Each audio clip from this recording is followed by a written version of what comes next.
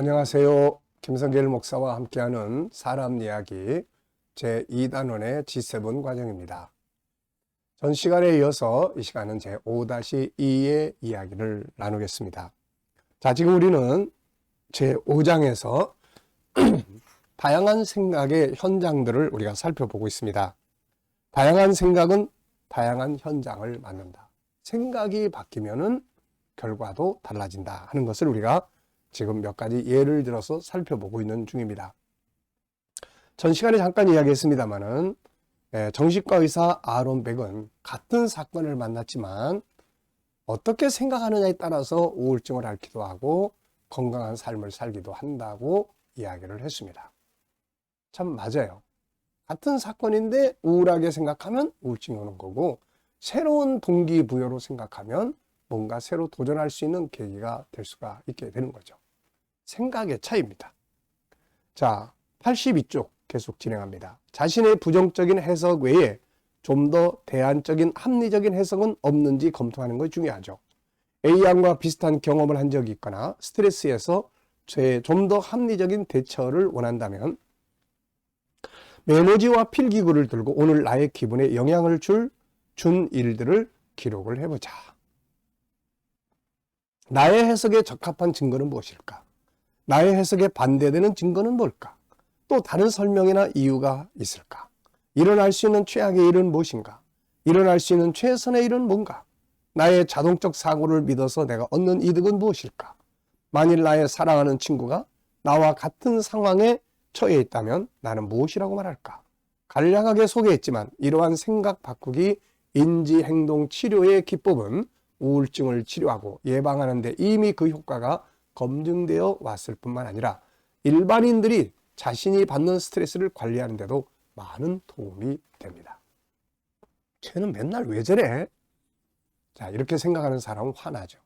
근데 뭔 사정이 있구나 이렇게 생각하면은 이해를 하게 되는 거죠.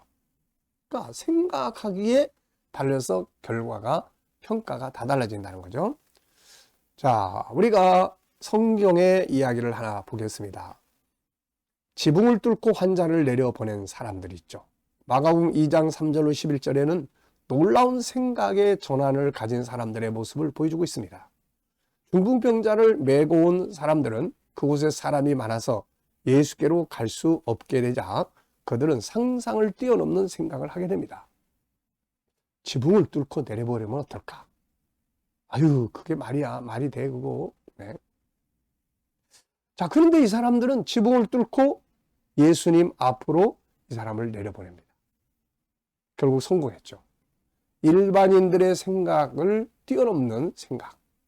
자, 생각이 바뀌니까 결과가 달라지는 거죠. 레오나르도 다빈치의 생각은 다각적 생각법이었습니다. 그는 모든 것을 다각도로 생각하는 데 뛰어난 사람이었죠.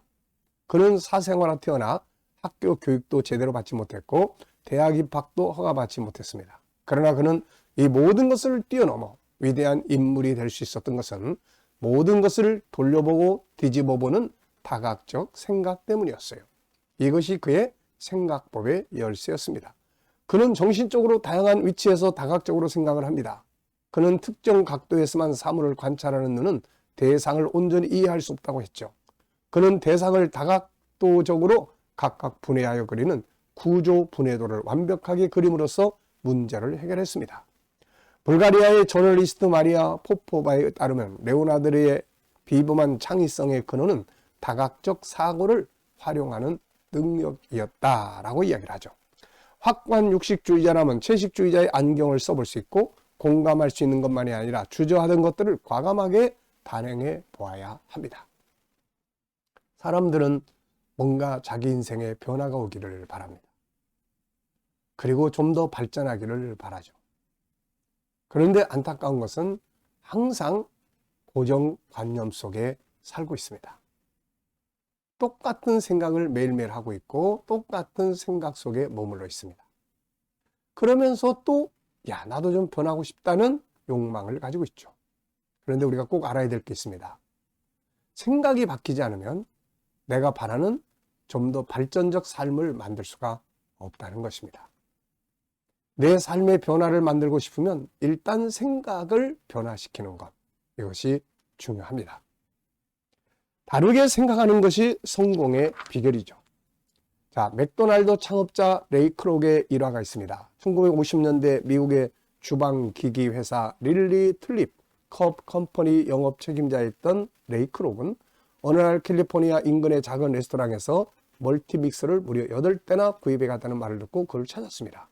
현장에 도착한 그는 깜짝 놀랐죠. 가게는 햄버거와 밀크쉐이크를 사려는 손님들로 밤늦게까지 문전성시를 이루었기 때문입니다. 여기서 보통 영업 담당자 같으면 믹서기를 얼마나 더 팔 수 있을지 생각을 했겠지만 레이 크록은 다른 방법으로 접근을 했죠. 그 주인 형제에게 새로운 가게를 열게 해주면 총 판매액의 0.5%를 지불하겠다고 제안한 것입니다. 형제가 그 제안을 수락한 덕분에 그는 가게를 열 수 있었죠. 이 식당의 이름이 바로 맥도날드였습니다.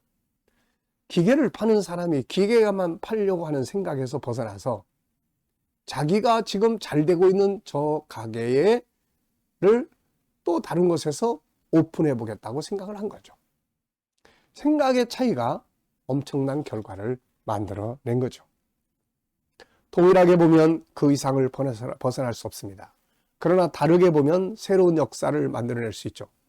우리의 생각의 기능은 한 가지만 보도록 설계된 것이 아니라 과거, 현재, 미래에 보이는 것과 보이지 않는 것을 볼 수 있도록 설계되어 있습니다. 그러므로 같은 물건을 두고도 다르게 보는 안목을 길러야 하죠. 이것이 다른 사람과 차별화시킬 수 있는 비결입니다. 다각도적으로 보는 본질은 성령 하나님입니다. 성경은 성령 하나님을 7눈이라고 표현하고 있죠. 요한계시록 5장 6절을 보면 내가 또 보니 보좌와 내 생물과 장로들 사이에 한 어린 양이 서 있는데 일찍 죽임을 당하였더라. 그에게 7뿔과 7눈이 있으니 이 눈들은 온 땅에 보내심을 받은 하나님의 7영이더라. 그분을 7눈으로 표현하는 이유는 무엇일까요? 이는 그분은 모든 것을 동시에 볼 수 있는 분이기 때문에 그렇습니다. 7은 완전 숫자입니다. 우리는 뒤를 볼 수 없지만 그분은 뒤를 보시고, 우리는 속을 들여다볼 수 없지만 그분은 속을 들여다보시고, 우리는 한 사람만 볼 수 있지만 그분은 세상 모든 사람을 동시에 볼 수 있습니다. 우리는 현재만 볼 수 있지만 그분은 과거, 현재, 미래를 동시에 볼 수 있는 거죠. 그래서 그분을 7눈이라고 부릅니다. 그분은 이처럼 모든 것을 다각도로 보실 수 있는 원뿔이죠. 그리고 우리에게 이 특징을 주셨습니다. 그것이 생각의 기능이에요. 이 생각의 기능은 한 가지만 고정적으로 생각하도록 만들어진 게 아닙니다. 전체적으로, 과거적으로, 미래적으로 모든 분야에서 생각할 수 있도록 만들어 주신 거죠. 그래서 우리는 이 다각적으로 다양하게 생각을 변화시켜서 볼 수 있도록 한 이 은혜의 이 선물을 제대로 사용을 해야 합니다. 같은 물건을 보더라도 어느 부분을 보는가? 같은 길을 가더라도 어느 쪽 방향으로 가는가? 세상에는 같은 음식을 먹더라도 그 음식에 먹고 생각하는 바가 다 다르게 되는 거죠. 어떤 내용을 보는가에 따라서 행동이 달라지고 표현이 달라집니다. 같은 음식도 국물을 볼 거냐, 아니면 면을 볼 거냐, 아니면 그 안에 들어있는 잡다한 걸 볼 거냐, 이런 다양한 볼 수 있는 생각의 방향성들이 있다는 것이죠. 근데 우리는 꼭 한 가지만 보는 거예요. 사람을 대할 때도 저놈 나쁜 놈, 저놈 게으른 놈, 전 틀렸어. 이 한 가지만 보는 거예요. 문제만 보는 거예요. 근데 다양하게 보는 사람은 그의 과거, 현재, 미래까지, 더 나아가서는 그 안에 담겨져 있는 하나님의 형상을 봅니다. 그러면 가능성이 생기는 거예요. 사람을 인정해 줄 수가 있고 기대할 수가 있는 거죠. 요셉은 자기에게 부딪힌 사건에 대해서 형님들이 날 팔아먹었다고 하는 요쪽만 본 게 아니죠. 그는 또 다른 생각을 했습니다. 그게 뭐냐? 하나님이 나를 왜 보내셨을까? 라는 생각이었어요. 결국은 이 생각이 그의 인생을 그런 위기 속에서 성공으로 바꿔놓을 수가 있었던 겁니다.